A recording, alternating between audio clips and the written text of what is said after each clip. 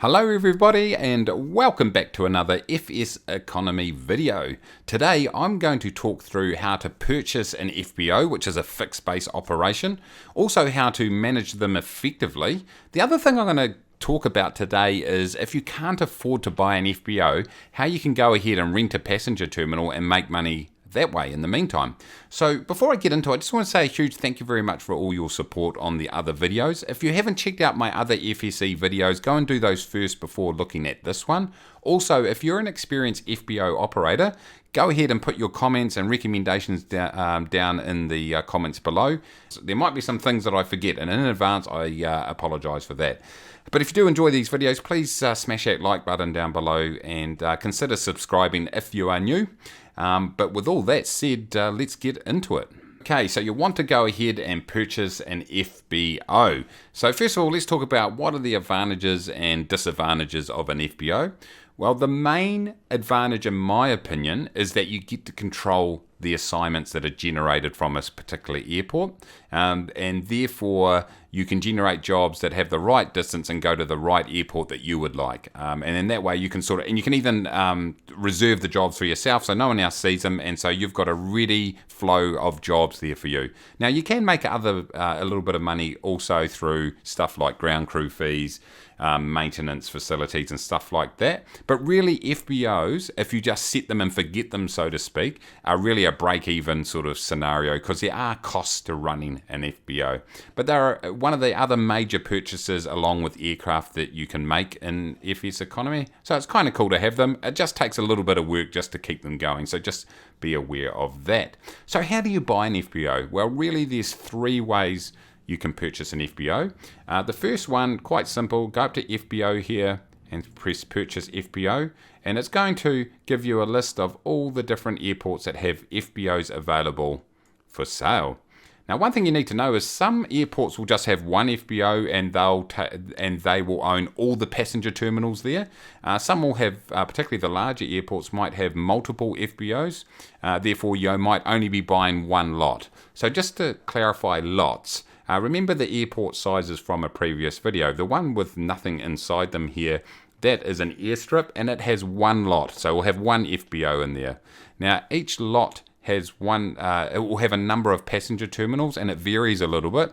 But what you need to know is for each passenger terminal that you control, that generates 3 passengers.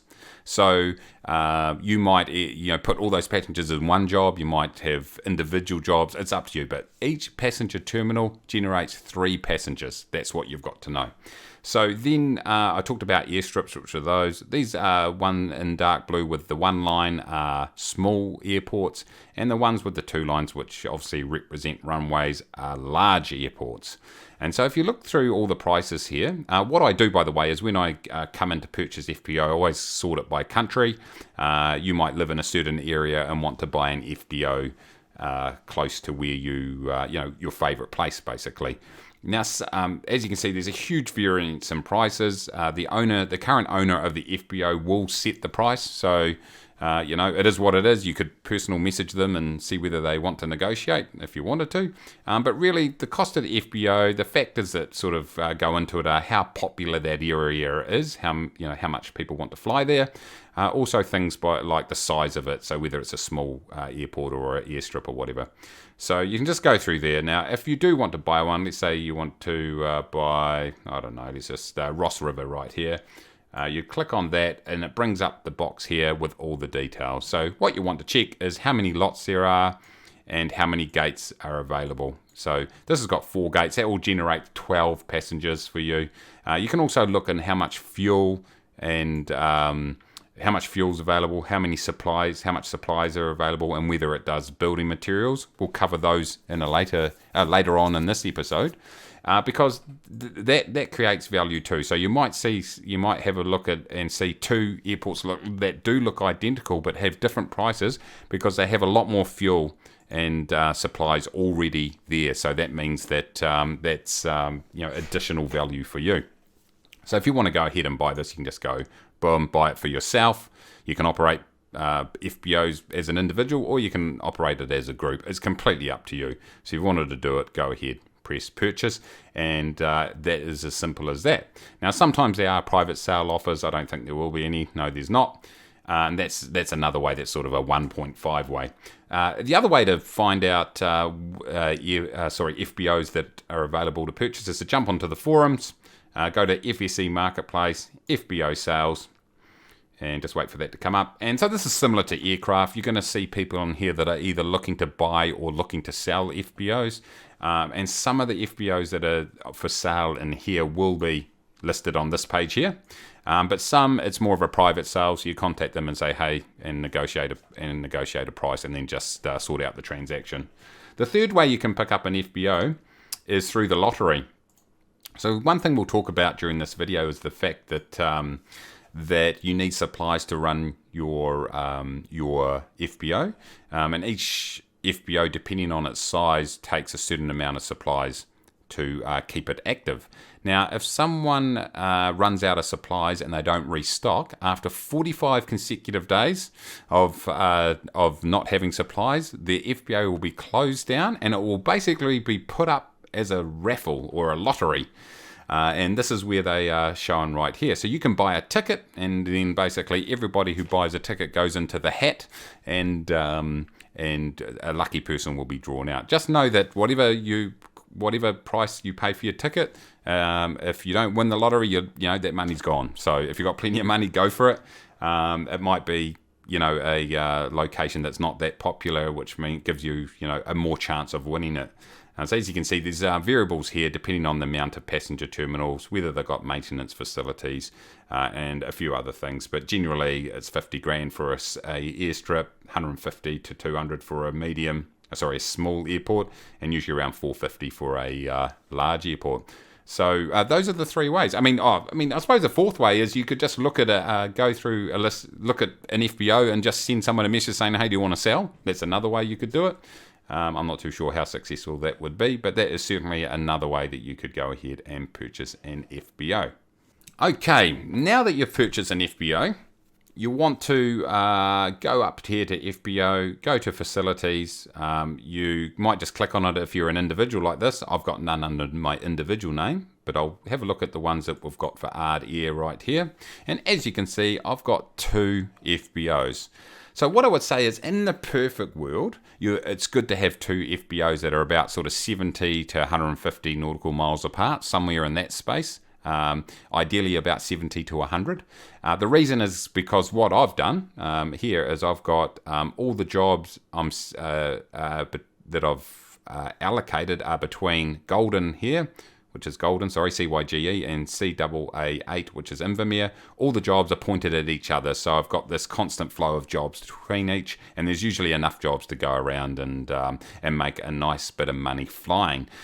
So one thing we will talk about later on is the hub and spoke method. Once you've got sort of a whole ton of airports in a similar area, you can have one central hub and then have all the jobs sort of coming back into that hub and then going out like a hub and then a spoke on a wheel going out to a whole different other FBOs.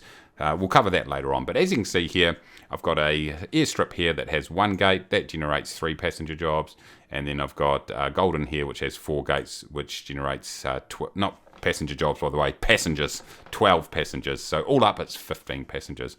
So when you first come in, you're probably only going to have 1 FBO, so just go to edit. As you can see here, supplies, it's an important thing I'll talk through in a minute. You go into edit here, and this allows you to set up how your facility is going to operate. So it's got a summary up the top here. So what I'll bring in here is, I talked at the start of the video about the fact that if you can't afford an FBO, you can rent them. So you can tell if someone is, let's go into airports here.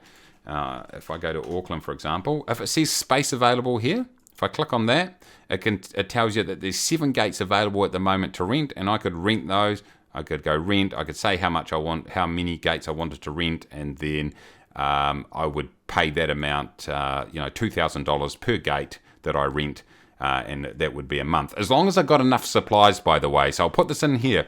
If I wanted to rent passenger terminals from NZAA, that's only going to be 24 days before they run out of supplies. And as soon as you run out of supplies, jobs do not get generated. So you just want to check that they've got enough supplies, or just have confidence that you know the owner of the FBO and that they're going to put more supplies in there.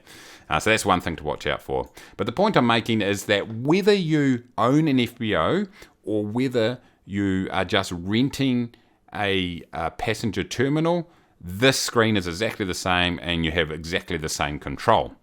So let's just take this, the angle I'm going to go from here is that I've bought this FBO, Invermere. So the first thing I determine is, do I actually want to rent any gates out? So if I rent out gates, it will have the that little symbol, the little text there to say there's space available, and people could rent it out off me. If I do, I put the amount in there and I go 2,000 if that's what I wanted. Generally, they're anywhere from 1,000 to 3,000. And I say in here, this is how many gates do you want to reserve for your own use. I always use them just for myself. I never rent them out. And so I want all my gates for my own use. I've got no dollar amount in there because I'm not renting them out. Now, if you were renting them out, you could say renewals are allowed. And that means that at the end of the month, the person could just automatically renew it. So that's another thing that can happen. In here, you put the carrier name, and this is the this is the name that will be on the airport page. So if we go airports, I'll come back here. This is very clunky right here. Boom, boom. Okay, so here we go.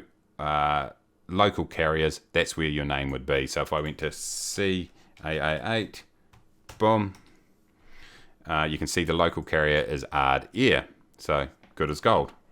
Okay, so that's where you put that in here. The commodity is what the names of the jobs will be. So let's go to CYGE. Now, these jobs might not be in here because people have been flying them. But as you can see here, it says one Ard Air tourist. So you can name these whatever you like, and as long as it's not abusive. And some funny names come up that you see out there. So that's basically saying what kind of jobs. You can put heaps in here, but what you've got to do is you've got to set it up so it recognises, it has the right grammar, whether it's multiple passengers or just one passenger. So if this was a one passenger job, it would say Ard Air tourist, but if it's two or more passengers, it would say Ard Air tourists. And you just put in brackets the S, then you put a comma, and then you can put your next one in there. And so you can put as many as you like in there. So as you can see here, these are just individual jobs, therefore it doesn't have the S on the end. But if there was two passengers in this job, it would have an S on the end and say two Ard Air passengers. Hopefully that makes sense. So right here, you can go ahead and tell it how big the jobs are that you want it to generate. Now I'm flying a Cessna 172 and a Cessna 206 out of this location, so I've kept them down to one passenger per job. And the reason for that is just, if I have say 2, 3 or 4 passengers per job, I might get an awkward amount that might not fit into the Cessna 172 or into the Cessna 206. So I make them individual, and that way, for example, I might only need, I need say 3 for the Cessna 172. I can just grab 3 and away you go. And I'm never going to get hit with booking fees because that's only 3 jobs. So it's just personally set up for myself. But if you were running out your Cessna 208 or something even bigger, you might want to start grouping those up into 3, 4 or 5 passenger lots, whatever. It's up to you. So you can decide how many passengers per job. Unclaimed jobs expire in 10 days. So that's pretty much that. If the job's not flowing within 10 days, it will drop off and a new job will be generated.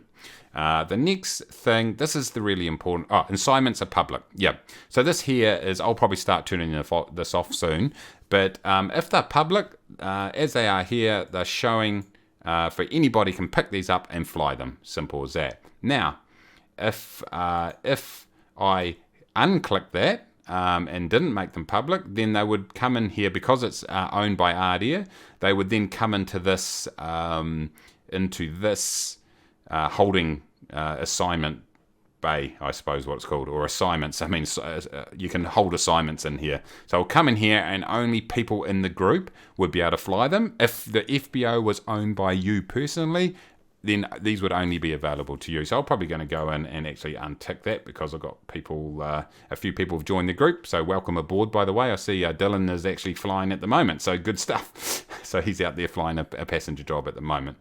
Because the problem is if someone picks up your jobs, until they're flowing, no new jobs will be replaced, like for that job that they've taken. And so what they can do is sit on them for ages, and then you're not getting these new jobs generated. So it's quite a good idea that if you intend to do a lot of flying yourself, then don't make them public. Next thing is the ICAO list. So as I mentioned, this is telling the system, oh, someone just subscribed. I thought I'd turn those off. I'll wait for that. Thank you for that subscription, whoever that was. So in the ICAO list here, you're telling it, okay, only send jobs to these locations. And as I mentioned, I'm only sending jobs from Invermere to Golden. And if you had a look in the Golden facility page, it would have Invermere in it. Now, when it generates a job, it's not just it's random whether it generates a job from your FBO to where you've told it to go to, or whether it generates it from that and comes back to you. So it's not about where to send the jobs, it's where jobs might be generated to or from. So for example, you could, maybe I've got Vancouver, for example, and I've only got Invermere as only my other, is the only FBO that I have. I could put Vancouver in here. Only three passengers would be generated, and they would either be generated going to Vancouver or coming from Vancouver. So what can happen from time to time is, like, I've got 15 jobs between my two FBOs. Sometimes I might have 12 from Invermere to Golden, and sometimes it's an even split, like 7 and 8 or something like that. But it's just relatively random. Now, when jobs do expire, they generally get replaced. I think the longest you'd have to wait would be like 24 hours before that job gets replaced on your assignment list. So that's just something to be aware of also. But anyway, you can put as many airports as you like in terms of destinations, and it will just randomly assign jobs to and from those destinations.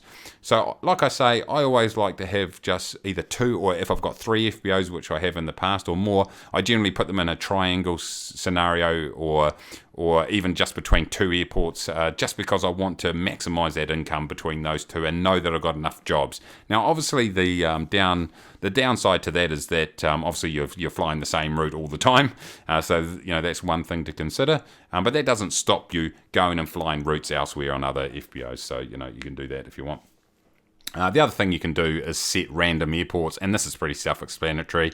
It just says, hey, the distance of the job, the minimum size you want to fly into, and the maximum size. So if you put 0 to 300 airstrip and large airport, it's going to randomly assign your assignments to any airport within 300 nautical miles of your current location. So there you go. That's how you edit your facilities. Really important to get this set up correctly, because your passenger jobs, your passenger terminal, which generate jobs, that's where the bulk of your income will come from. And like I said, this applies whether you rent a facility or rent a passenger terminal, or whether you own a passenger terminal. Okay, one thing I just want to add in when you think about where you send and receive your jobs from, in my opinion, I reckon around 75 nautical miles is the real sweet spot. And I'll show you why. At the moment, you can see the ones I've got set up are 60 nautical miles, so slightly short, but it's $749 per passenger. So let's go to a really busy airport. I don't know, let's go Clax. Oh no, that's not a good one. That's right, KJFK. Right, so here we go here. There's basically a law of diminishing returns once you get over a certain amount. So I reckon about 75 is where it's at. So if you can see here, a 76 nautical mile job is going to get you $798 per this one passenger. So if we look at 118, so you fly 76 nautical miles. If you fly an additional, what are we looking at here? 42 nautical miles, I've earned another basically $70 to go another 40 odd nautical miles. Now, if I fly another, let's go a big one here, so if I fly another basically 110 nautical miles, I'm only earning an extra $114. So yeah, as you can see, around about 75 is perfect. So if you can get because basically you've got to fly twice the distance, more than twice the distance to get just a little bit of extra income. So my recommendation was, if you can keep it between 75 or 70 to 100 nautical miles is a sweet spot. Now, don't get me wrong, if you have a C208 full of passengers that are flying 185 nautical miles, no problem at all. That will still make you a lot of money. But you can get a little bit strategic around the distances that you put between, where you're sending your job. So just take that into account when you are pointing your passenger. Okay, here I am in the FBO management page, which is FBO management RDR I've got into, and this is where you can order supplies and order fuel. So let's cover off supplies because it's the biggest ongoing cost that you will have. As you can see here, I've only got 13 days of supplies left. So the way to think about it is it's 10 kg per day per passenger terminal. So I've got 4 passenger terminals here for Golden, so it costs me 40 kg of supplies per day, and in Vermeer it's just 10. So the way you can order supplies, so at the moment I've only got 13 days, so I do need to go ahead and order some supplies. I don't want that to run out. I could go to order supplies. I could get a quote for a start just to find out how much it's going to be. So it cost me $16,000 for 2,500. That would cover me for 250 days because it's only 10 kilos per day. And then if I was happy with that, I'd go up into here, go like that and submit it. So that's one way to do it. The way I generally do it though, by the way, if you do it this way, it's going to take between 5 and 10 days to reach your airport and be registered. So I find that the best way to do it, if I go to CAA8, is supplies. You can actually order them here. Down the below, and I can just go buy for RDR, and in this screen here you can actually choose the amount. So I can go 1,000, might be a bit better. Get a quote, 6,750. Yep, that sounds a bit better. So I go buy goods, I go buy 1,000, let it think about it, and boom, it's done. And as you can see up here, I've now got 113 days supply for RDR.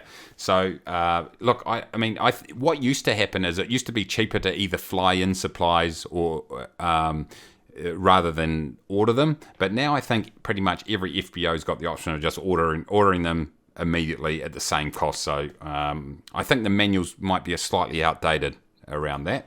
But anyway, I've ordered supplies, and it's really important to keep your, as I mentioned before, keep your FBO supplied up so it doesn't close, because as soon as it closes, you're not generating assignments, and that's really where the money's to be made. So that's just something to take into account. If I go back up to FBO management right here, I can also order fuel. So fuel, basically, when someone lands at my airport, let's just go back to Vermeer, I should have done that. You can see up here that if they want to purchase fuel, it will cost them $4 for Jet A, if they fly one of those in there. I'm not sure if any aircraft they fly in there will need that, to be honest. Some might. But the most common one, 100 LL, $4.45, and I've got $2,379. So when you go into your logs up here, if I go into payment logs for RDR, if I went, here we go, in Golden, someone refueled with Jet A, and I got paid $342. So there we go. Gallons, 85.6 litres, $4 per gallon. So there we go. So I made a little bit of income there. So what you want to do is just make sure, and I'll show you this now actually. Just go into facilities RDR. Wrong bit. Get it right, Mace. Here we go. We'll get in there eventually, everybody. So go into edit. And now we're editing the FBO. So this is where we put the price of our fuel and everything in. So when people come and land at our airport, if they decide to fill up with fuel, I'll charge them $4.45. You just want to make sure when you go and buy your fuel, and so to buy fuel, it's in the same place, order fuel. You just want to make sure that when you buy it, that you sell it for more than you buy it. So to order fuel, you just go in here, select the amount that you want to order, and it will get added. It will take a little while to get delivered, 24 to 72 hours. And you can go ahead and fill up your stocks, and then you can sell it to people who want to fuel. And also for yourself, when you need to refuel, you can do it at your own airport, which is all good. And so it's as easy as that. Now there is barrels and stuff like that people can take out to remote outposts and stuff, but I'm not going to get into that at the moment. Don't really need to know that at this point. But FBO, I'll go into here and let's go to edit, because this is probably the next big thing. Ard Air Services. So if we go into CAA8, it says here that the FBO name is Ard Air Services. So you can go in here and change that whatever you like. There goes that invoice template. I think I showed you that in the aircraft video. You used to be able to go and actually amend these and have your own design, but you can't do that anymore. So if you wanted to sell your FBO, you've only just bought it, so I don't know why you're doing that. But if you did, you just say, hey, is it a public or private sale? You put the amount in there, and then it will show on the sales page. Here goes a few I talked about that. Just make sure that it's got a bit of a markup. Repair shops. Okay, so some of your FBOs will already have a maintenance facilities, and some will not. What this allows pilots to do, including yourself, is do like if their aircraft needs repair, they can do it. If you need to do your 100-hour checks or you need to do your engine replacements and stuff like that. But what I would need to do is fly in 2,000 kg of building supplies. And usually larger airports have those. The largest one is probably Calgary, I would say. Yeah, it's about 100 nautical miles away. If I go down here, right here, as you can see, building materials. There we go there. And I go buy for Ard Air. I'd need 2,000, and then I need an aircraft that's big enough to carry all those. What does a Cessna carry? Yeah, I might have to do 2 trips. So I might have to do 2 trips. Once I've got the building supplies, and I'll go in here actually to do this, goods. It will then show where you've got goods and the location. So it would show for CAA8, I'd have building supplies or building materials of 2,000.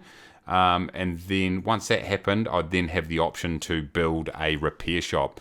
So once again, you're not going to make a heck of a lot of money out of a repair shop, but it's quite handy to have, because particularly if you're flying between your FBOs, you can always fix your aircraft if you really need to.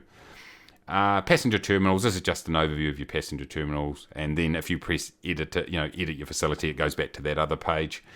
Trading here is what you can do is you could stock up on building materials, you could stock up on supplies, and you could actually sell these to people. So remember how I talked about barrels, etc. You could the person might come in, buy a whole lot of fuel, and then transport it to another FBO. But because it's so easy to order, I don't know why they do that. But maybe supplies or building materials you could do, particularly if in a really busy area or a large airport like Calgary, then that would make sense to go ahead and sell those. You can actually buy them too. So if someone lands, you could set this and say, look, if you've got anything on board, you've got building materials on board, I'm happy to buy them at this price. And then that's just an automatic transaction that would happen. They'd say, yep, I'm going to sell it to this FBO, and they can just sell it to you automatically. You just got to make sure you've got enough money in your account to cover that. So particularly if you had a demand for that stuff, you could say, yep, I will either buy or sell this material, depending on what it is. So once you've done all that editing, you can go ahead, press update, and that's how you edit the details in your FBO. Hopefully that made sense. Okay, I'm back in the FBO, just the normal FBO screen right here. Click on that, and this is it. So we know about edit, which we were just in. Ordering supplies, we've talked about that. Ordering fuel, we've talked about that. Payments, we've been in that screen before, but it just shows all the different payments that you've received. You could also go up to payment logs, Ard Air for that one. Log, that's just all the FBO logs for everything that's happened there, refueling. So that's nice and easy right there if you're interested in that. Transfer, if you wanted to transfer it to someone, I could transfer it back to myself. Or if you did a private sale, this is how you would do it. So I'm not going to do that. And tear down, you could, I don't know why you'd want to do that, but you can tear down the FBO if you like to. Now, if you go into an airport, you might find that there is no FBO. Now, this is very rare, but there are places around the world where there's no FBOs. And if that's the case, you can actually build an FBO. Now, what I would do is, I'm not going to go into real depth around this, look in the manual, but to cut a long story short, for a small airport like this, you're going to need, I think it's 10,000 kg per lot, I think. I'm pretty sure that's the case. So of building materials, so you need to, you'd notice up here actually, this is a good example, that I've got 20,000 kilograms of building materials at WEF, which is NZWF, which is Wanaka. Great place to fly, by the way. And the reason is because it looked like that one was going to go over the 45 days and close down. So I transferred all these materials there, waiting to, because if it closes down, you can just go and build on it. Now it goes to lottery, but that I could have built on there and created an FBO, but it didn't quite go 45 days, so my the risk didn't pay off. So I probably need to transfer that to a local airport and sell them, to be honest, because if I go sell, it says nobody accepts the goods because Wanaka hasn't got it set to buy building supplies. So that's just another little thing. Go and look in the manual around building FBOs, because that's a whole nother subject in itself. Okay, this video is a bit of a monster, so apologies for that. Hopefully I'm covering everything. But the last thing is just FBO maps. So this is quite handy if you, like for example, if I want to rent gates, I could go gates for rent in what region, let's say in a country, let's go Australia. So I've got to say, show me all FBOs that currently have gates for rent. I'd go get map, and boom, I can see here that there's actually for a country this big, there's not that many. But if I clicked on YSHW and open it up, as you can see here, space available. So I might go, oh yeah, I'm going to fly out of this military base right here. There's only one gate available for 9,000, by the way. That ain't going to happen. So this is a really good way that, what I would do is I would look for, actually, I'm going to do it for real. Let's rent some gates for real, because there's some that I want to rent. So if you're in my group and you're watching, check this out, because we're about to get a few really good jobs going on right here in New Zealand. Now, I know that there's 2 airports that have gates for rent at the moment. One is Christchurch and the other is Mount Cook. Now, this is amazing scenery coming through this part of the country right here. Unbelievable. So it'll be a really nice flight in Microsoft Flight Simulator 2020. Now, I believe that Christchurch has 9 gates available. That would be 27 jobs. And if we go over to Mount Cook, they've got 4, I think, from memory. Yeah, 4 gates. So I'm going to rent all of Mount Cook. It's going to cost, I'm going to do it through Ardia. It's going to cost $8,000 to do that, but it's going to generate 12 passengers. So I'm going to go ahead and confirm that. It gives me a price of $8,000. So there we go. I've rented that passenger terminal. 4 of those, 4 gates I've rented, and I'll go into, they've called it Christchurch. Anyway, in Christchurch here on the east coast of the South Island, if I go rent, how many will I rent? I could rent all 9, and there'll be 18,000. So we need to fly a few flights, but man, it's going to generate quite a lot of jobs. So we could take the risk. How many should I do? So we've got 4, we've got 12 jobs already. I'd like to get around 30, so we need 18. We've revived 6 gates. So let's go 6 gates. For Ardia, continue, $12,000. Okay, and here goes the amount that we've paid. It's only to the end of the month, and then it'll reset next month. But what I can do now, if I go up to FBO and I go facilities, we've now got NZCH and NZMC in there, all ready to go. And so I need to go in here and I need to set up all my assignments. So we'll take it off public for a start. And let's just put in, where are we here? NZ MC. I'll just quickly put this now before it starts generating jobs, and then edit this one. I'm not going to make them public. So these will show in our NZCH. These will show in our group assignments. So we're going to go up here, groups, assignments, Ardia. These are going to start to show in here, but they won't have been generated yet. But I'll go in and amend those, because I'll need to go ahead and make some new names and put Ardia in here and stuff like that. So there we go. There's a live example. I spent $20,000. Well, I didn't, because it's only going to go to the end of this month. But then I've selected auto renew, which means that I'm going to renew this at the end of the month automatically, and $20,000 will come out, and we're just going to need to do a bit of flying. So we'll relocate a couple of decent-sized aircraft to Christchurch and Mount Cook, and then the team and myself can then do a whole lot of flights, and it's going to be beautiful, and we'll more than easily make our $20,000 back. Won't be a problem at all. So anyway, everybody, there we go. I hopefully I haven't forgotten anything. As you can see, FBOs do have a lot of management required, but they are a lot of fun to put them together and make them run efficiently. And like I said, it is one of the big purchases that you can make. So, once you get quite a big number of them, it becomes quite a bit of a job, actually. So you've got to take that into account too, that, you've got to make sure you continually have enough money in your bank to, to cover supplies and stuff like that. So anyway, hope you enjoyed it. Please let me know down in the comments, I should say, any questions that you have. If I can't answer them, someone else could. Smash the like button if you enjoyed it, and subscribe if you're new. And until next time, everybody, take it easy.